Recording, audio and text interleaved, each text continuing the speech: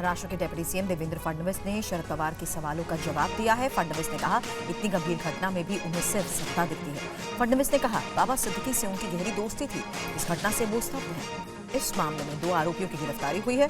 जांच में और तथ्य सामने आएंगे। ही अतिशय दुःखद आणि गंभीर अशा प्रकारची घटना आहे। बाबा सिद्दीकींशी माझी स्वतःची निकटची मैत्री होती। अनेक वर्ष आम्ही सोबत काम केलं, त्यामुळे अशा प्रकारची जी काही घटना घडली आहे त्यांनी आम्हाला सगळ्यांनाच धक्का बसलेला आहे। आता या केसमधले 2 आरोपी पकडलेले आहेत। त्यांचं इन्व्हेस्टिगेशन चाललेलं आहे। काही धागेदोरे त्यातले मिळत आहेत, काही अँगल्सही त्याच्यामध्ये लक्षात येत आहेत। मला असं वाटतं की त्यांना केवळ सत्ताच पाहिजे आहे। इतकी गंभीर घटना झाल्यानंतरही त्यांच्या नजरेसमोर फक्त खुर्ची आहे। आमच्या नजरेसमोर महाराष्ट्र आहे। और बाबा सिद्दीकी हत्याकांड को लेकर एनसीपी शरद पवार गुट ने सरकार पर सवाल उठाए हैं। पुलिस के काम में दखल देती है सरकार, नेताओं के दखल से पुलिस काम नहीं कर पा रही है, ये कहा है जितेंद्र आव्हाड ने।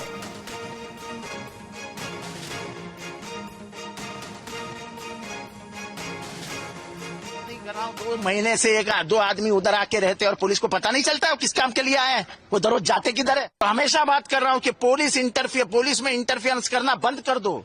राजनीतिक दलों का और खास करके सत्ताधारियों का जो पुलिस के तलाश में जो इंटरफियरेंस हो रहा है, उसके वजह से मुंबई के 12 बज गए हैं। लेकिन सरकार जो रॉबिनहुड इमेज बनाना चाहती है ना, ये सरकार को रॉबिनहुड बनने का कोई हक नहीं होता है।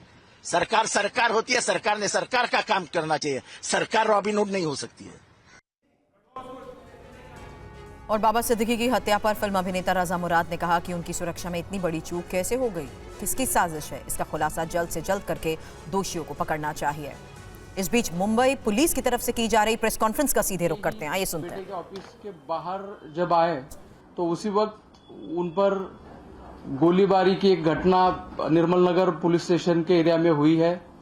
इस घटना के बारे में निर्मल नगर पुलिस स्टेशन में ऑफिस दर्ज किया गया है और तुरंत ही इसका इन्वेस्टिगेशन क्राइम ब्रांच को सौंपा गया है।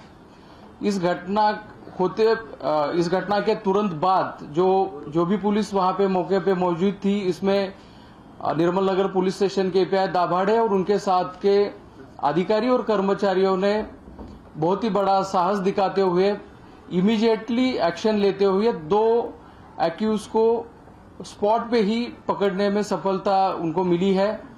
और इस ऑफेंस का भी इन्वेस्टिगेशन क्राइम ब्रांच की तरफ से हर एक एंगल से किया जा रहा है। सर, बरामद क्या हुआ है? आरोपी के पास से बरामद क्या हुआ है? ये कहा जा रहा है कि 2 पिस्टल बरामद हुई है और दोनों की उम्र को लेकर भी, एक आरोपी की उम्र को लेकर भी सवाल कोर्ट में खड़े हुए, क्या मामला है? एक्यूज के पास से 2 पिस्टल और 28 राउंड्स हमने बरामद किए हैं और एक्यूज की कस्टडी जो है 21 तारीख तक हमें मिली है।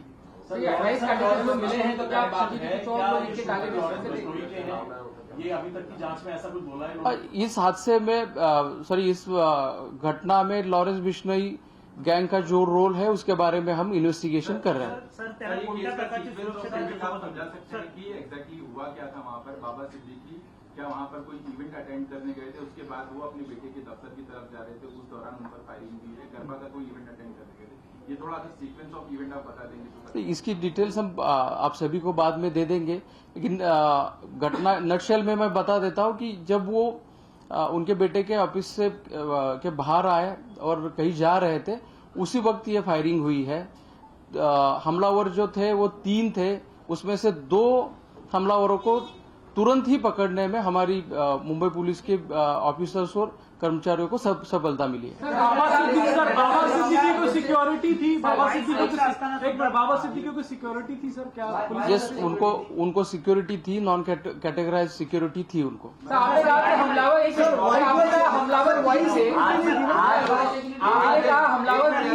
एक बोलिए प्लीज। आपने कहा कि उसका जो प्रोटेक्शन होता है वो था उनको, या Y+ कैटेगरी की सिक्योरिटी बताया जा रहा है? जैसे कि मैंने कहा, उनको कैटेगराइज प्रोटेक्शन नहीं था, लेकिन 3 लोग उनके प्रोटेक्शन के लिए दिए गए थे।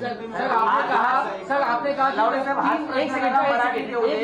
वाय प्लस सुरक्षा होती की नव्हती, नेमकी कुठली सुरक्षा? कॅटेगराईज सुरक्षा नव्हती, जसं आता मी क्लिअर केलं तसंच कॅटेगराईज सुरक्षा नव्हती, परंतु आमचे 3 कर्मचारी त्यांच्या सुरक्षेकरता तैनात होते. नलावड़े साहब, आपने कहा कि सर प्लीज ये सवाल इम्पोर्टेंट ले लीजिए.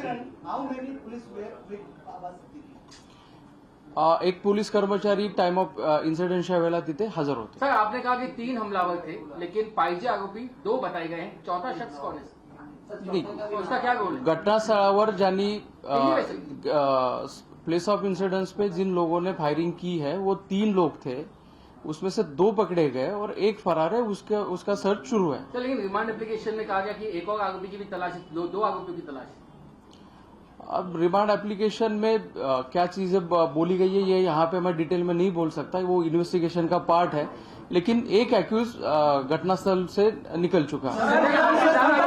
कितनी टीमें बनाई गई है, सर कितनी टीमें बनाई गई है मुंबई क्राइम ब्रांच के द्वारा, कौन कौन से राज्यों की पुलिस से संपर्क में है, और तो ये बात सामने आई है कि जो शूटर हैं जानबूझकर ये नाबालिग या कम उम्र के शूटर को हायर किया गया था, ऐसी भी इसमें एक बात सामने आई. Part of the training crime branch की तरफ से 15 टीमें हमारी बाहर है, हर एक एंगल से हम इस ऑफेंस का इन्वेस्टिगेशन कर रहे हैं. जहां जहां पे हमें बाहर की पुलिस की सहायता चाहिए उनकी सहायता ली जा रही है. तो मुंबई पुलिस की तरफ से आधिकारिक प्रेस कॉन्फ्रेंस में ये बताया गया है, क्योंकि ये खबरें लगातार सामने आ रही थी कि वाई श्रेणी की उन्हें सुरक्षा मिली हुई है धमकी मिलने के बाद, लेकिन पुलिस की तरफ से क्लियर किया गया है कि उन्हें कोई कैटेगराइज सिक्योरिटी नहीं मिली थी, सिर्फ 3 पुलिस के सुरक्षाकर्मी उनकी सुरक्षा में लगाए गए थे.